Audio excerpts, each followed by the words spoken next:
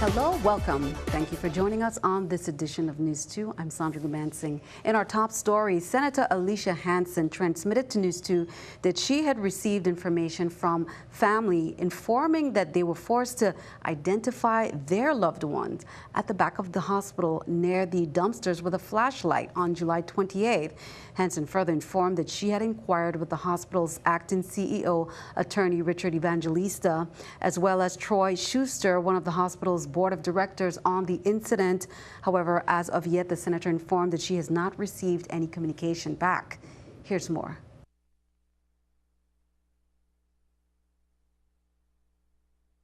As you see, this is where the morgue, the back of the morgue is located. And it is a disgrace where family members have to identify their loved ones. Back here, where you see you have all the garbage bins, biological waste. It's like you're not supposed to have dignity and put families through humiliation.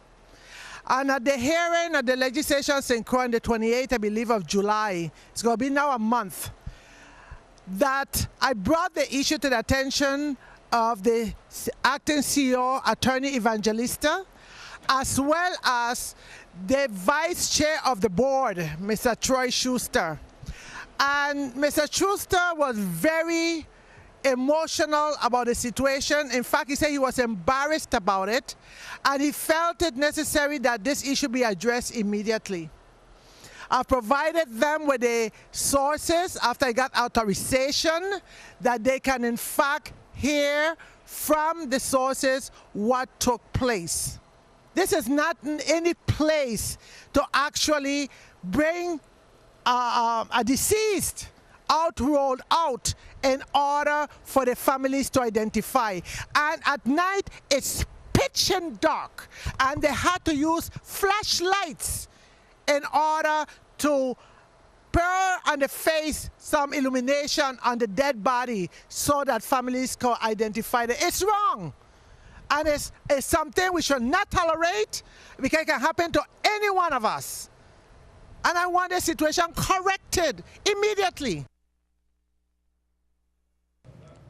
Be sure to count on News 2. We'll have an update on that. Meanwhile, the Juan F. Louis Hospital officials say they are moving forward despite their challenges that include lack of nurses, the hospital's corroded sewer drainage system, and the absence of a mental health unit. Some monies have been appropriated for new projects at the hospital, and a safe and functional space for the emergency department is almost complete. Here's more from News 2's Stephanie Brown.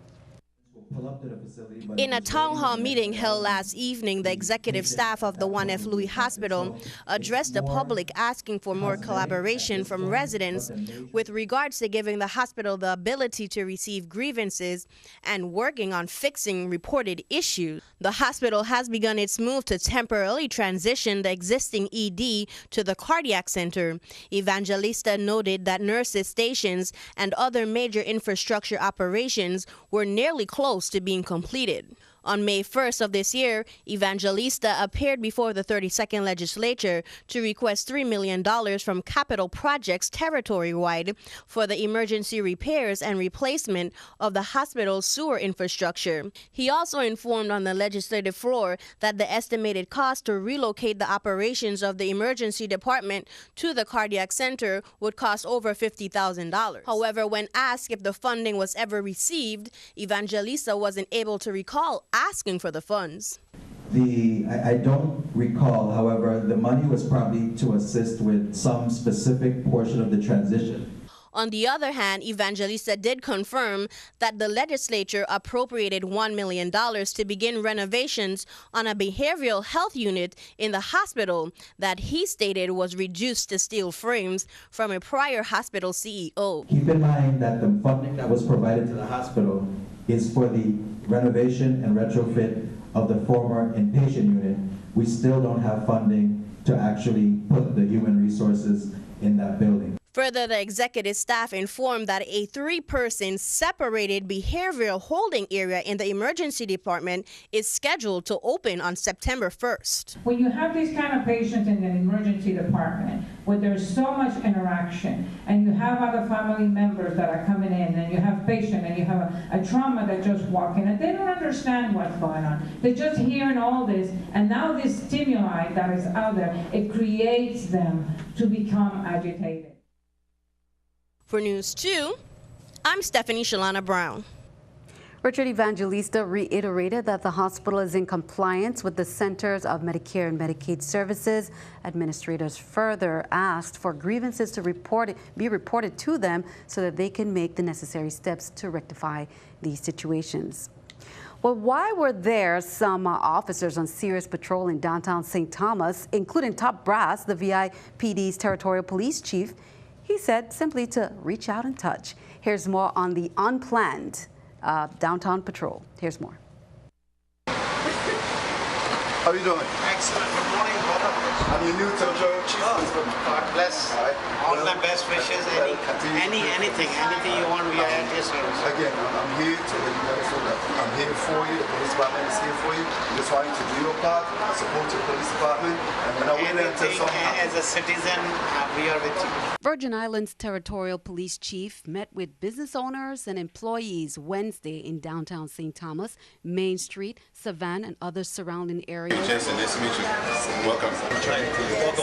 Thank you. Good luck, okay? Thank you. Thank you, sir. You need that. The focus of Chief McFarland's visit, he said, he's hopeful that seeing officers around will make everyone more comfortable, and he wanted to personally shake hands and introduce himself. I think it's very important, rather than we have them come to us when they got a problem, that we go there and meet them to ensure the individual in our community that the police department is here for them. Sir,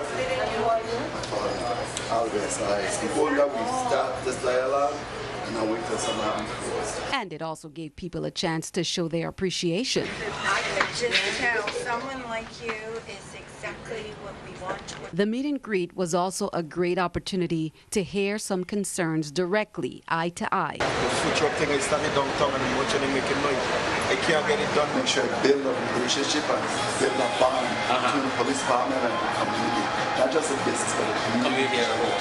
We intend to do things differently, and we're not waiting for people to come to us. We'll go there and meet the people. We are servants of this community, and that's what we intend to do. We want you to support the police department, and we know that we're here for you. Okay, thank you. We'll turn our attention to the Senate. The Finance Committee met today at the Louette's conference room to hear testimony on the VI Office of the Adjutant General fiscal year 2018 budget. The committee also heard testimony from the Sports, Parks and Recreation and the VI Labor Departments. Be sure to count on 2. We'll have more on that. Lieutenant Governor Osbert Potter advises the public that in compliance with Title 33, Chapter 89, Virgin Islands Code, the Office of the Lieutenant Governor, Office of the Tax Collector will sell real properties at public auctions to the highest bidder. The next real property auction will take place on St. Croix Thursday, August 24th, 10 a.m. to 3 p.m. at the Juan F. Louis Hospital's Benny and Martha Benjamin Foundation Conference Center. Registration along with the applicable fee is required for all auction attendees. For more information, you can contact the Office of the Tax Collector at 340-776-8505 on St. Thomas or 340-773-6449 on St. Croix. Representatives from the climate and environmental organizations gathered Thursday at the University of the Virgin Islands St. Croix campus to discuss the effects of climate change that it could have on the Caribbean and on the Virgin Islands and Puerto Rico in particular. Ryan Boyles, the Deputy Director for the Southeast Climate Science Center and one of the 3 presentees Thursday, outlined what exactly scientists mean when they speak of climate change. According to research, the amount of climate change that will occur in the coming decades will amount to greater and faster change than the Earth has experienced in hundreds of thousands of years. According to Mr. Boyles, climate change has 2 variables: the amount of greenhouse gases in the atmosphere and the changes that take place in the rotation of the Earth. Well, in other news, here's an update. Turn our attention to the BVI. Department of Disaster Management called on members of the Tortola Lions Club to assist after an assessment was made of the damages at the Elmore Stout High School As a result of a breach of the protective wall, the flow of water from a major gut was diverted through the school's compound and resulted in the deposit of large volumes of water, mud, and other debris into lower-lying buildings. An immediate decision was made to deploy capital and human resources to assist the institution. Now, with the assistance of government agencies as well as contributions from organizers of the cleanup project, they received some shovels, gloves, water, ice, pressure wash machines, garbage disposal bins, trucks, and more. Now, preliminary reports have indicated substantial loss of computers, music equipment, furniture, and other equipment. Lions, through their network of sponsoring partners and their international and regional counterparts, have pledged to assist in the replacement and reinstitution of the various programs. Meanwhile, Governor Augustus Jasper was sworn into office yesterday, August 22nd, as the 13th governor during a ceremony at the Supreme Court in Roadtown. He also toured Tortola after the recent rains to look at the damage. Jasper said it was an honor and privilege to have been appointed by Her Majesty Queen Elizabeth II as her representative and to be sworn in as governor. He arrived on island Monday. The governor, who is responsible for the local police force, met with the Commissioner of Police, Michael Matthews, as his first work-related meeting. Leader of the opposition, Andrew Foy, delivered some remarks during the swearing-in, calling for transparency and accountability. Now, the new governor served in several security-related positions in the United Kingdom, including Director of Security and Intelligence, Head of Drugs and Alcohol, as well as Head of Policing. He was also a magistrate. Jasper succeeded John Duncan, you just saw there, who left the territory earlier this month. The first-time governor said he intends to hear perspectives from and views of the residents of the BVI. A Muslim man offers hugs to people in Las Ramblas in Barcelona. The popular promenade was the site of a terror attack last week that killed 13 and injured 120. A long line of people queued up to accept this man's hugs. He put up a sign that read, "I am Muslim, I am not a terrorist. I share hugs of love and peace." Keeping our eye on the economy, the e-commerce businesses, most notably Amazon, have been taking market share away from brick-and-mortar retailers for years. Now, a retail giant and a tech giant are partnering to try and fight that trend. Walmart and Google are teaming up to let shoppers order Walmart products through Google Assistant. It's a direct challenge to Amazon's voice shopping with Alexa. Google Express shoppers will be able to voice purchase hundreds of thousands of Walmart products using devices that have Google Assistant. The idea hinges on the bet that busy shoppers will let artificial intelligence organize their shopping carts for them. As with Amazon, Walmart shoppers linking their accounts to Google will be sharing access to data on their shopping habits. Taking a look at the numbers, we can see the Dow, NASDAQ down, S&P as well, 87, 19, and 8. Coming up on News 2, we have much more straight ahead, including some back-to-school news. That's coming up.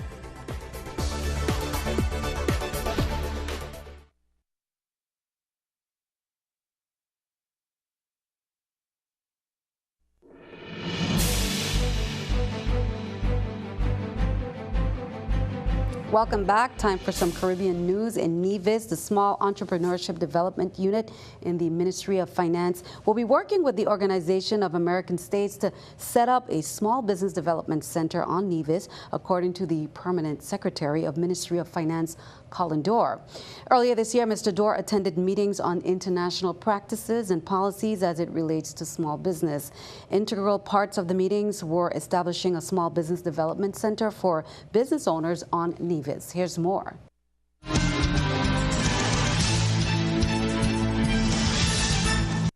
And the whole idea of a small business development center is to assist a business person to take business idea from incubation stage all the way up to the implementation stage. So for the 2018 budget, we are hoping to roll out our small business development center in line with what the OAS had prescribed for the other countries. We are hoping to expand the activities of CIDU to be more than just processing loans, but providing guidance for small business person, assisting in the writing of business plans, and all the other things that would help a business person understand his or her role and requirement from the outset all the way up to making his or her business successful. We'll turn our attention back at home. An End It Now campaign is slated for Saturday, August 26th. The event will would be in the form of a march and rally scheduled to begin at 4:30 p.m. at the Adelita Cancrine Junior High School and will culminate at the Emancipation Garden here on St. Thomas. The End It Now campaign is the boldest stand the Seventh-day Adventist Church has ever taken regarding violence against women and girls. End It Now is a global campaign to raise awareness and advocate for the end of violence against women and girls around the world. This campaign, which extends to more than 200 countries and territories, was launched in October 2009 in partnership between the Adventist Development and Relief Agency, a prominent humanitarian organization, and the Department of Women's Ministries of the Seventh-day Adventist Church, two entities that are representative of the Adventist Church. Time for some back-to-school news. Don't forget your opportunity to lend a hand. Parents Matter, a family support group. They're holding that uniform drive we shared with you earlier in Family Social this Saturday from 10 to 5 p.m. at the Church of the Apostles' Doctrine in Smith Bay. Be sure to go out and get what your children need for school. All the items are free, but tips are definitely appreciated. Now, this is the result of the drives that have been held to gather items for those in need, including uniforms and school supplies. Now, there's still some time to donate. To do that, call 340-643-4342 for information. These supplies are for private, public, and parochial schools. There is exactly about 7 days left for your organization's team members, family, and friends to join the cause by contributing to help the Stuff the Bus donation boxes filled with learning tools for success. Now, pickup date is August 31st. The United Way of the USVI is announcing that second annual Stuff the Bus school supply drive. Stuff the Bus is a donation drive for new school supplies, which will be distributed to children throughout the territory. Last year, United Way, with the help of community stakeholders, they donated 350 packages and backpacks filled with school supplies. This year's goal, they say, is to be able to distribute 1,000 school supply packages territory-wide. United Way is requesting support from local businesses, organizations, and the caring VI community at large to join the cause and help send our children back to school ready to learn.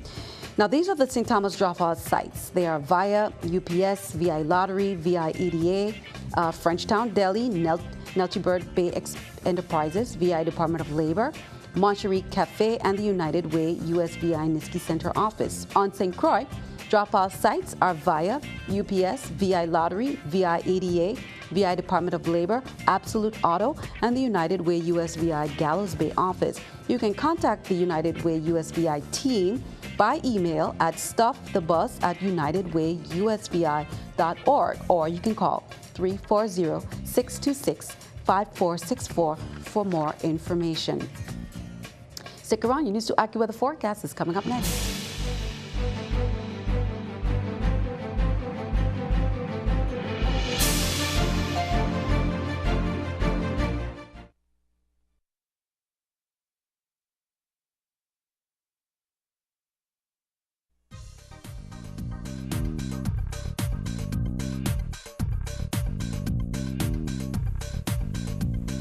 We had a beautiful day here today, and that will continue through tonight, tomorrow as well.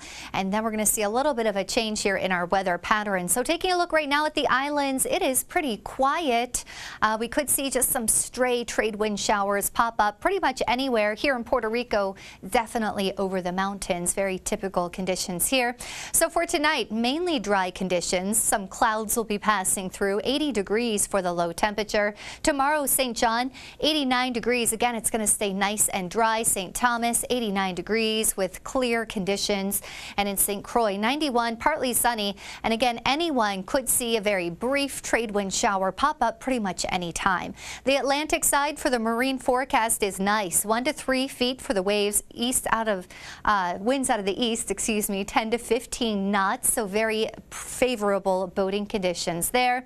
And the Caribbean, 2 to 4 feet for our waves, winds out of the east, 10 to 15 knots. So again, everything is pretty calm right now, so enjoy the ocean. Go ahead snorkeling or boating. Just be careful as always. Here we are Friday. That's when we're going to see an uptick in showers. Nothing major. Very small tropical wave is going to come passing through, and with that we'll see a shower or two, very brief still. Saturday, look at the temperature. It drops from 90 degrees Friday to 88 degrees Saturday with a stray shower, mainly dry conditions. And then Sunday, we will have another tropical wave move through. This one will be just a little bit stronger than what we're going to see on Friday. So on Sunday, you should expect to have just a shower or two passing through, maybe a little bit wetter than we are going to see on Friday. Now Monday, it's going to be a lot nicer, drier, with just a stray passing trade wind shower pretty much any time. Temperatures at 89 degrees. Sandy, back to you. Thanks for that. Not too bad. Exactly what Cristino Gonzalez is hoping to do. Head out and do some fishing this weekend. Cristino, thank you for that. Beautiful capture there. Nice colors. Second grader. Nice. Cristino, thank you for that. Send us your News2 weather picture to the address on the screen. And then tune in to see it right here on News2. Stick around. We have much more straight ahead. News2 Sports comes your way next.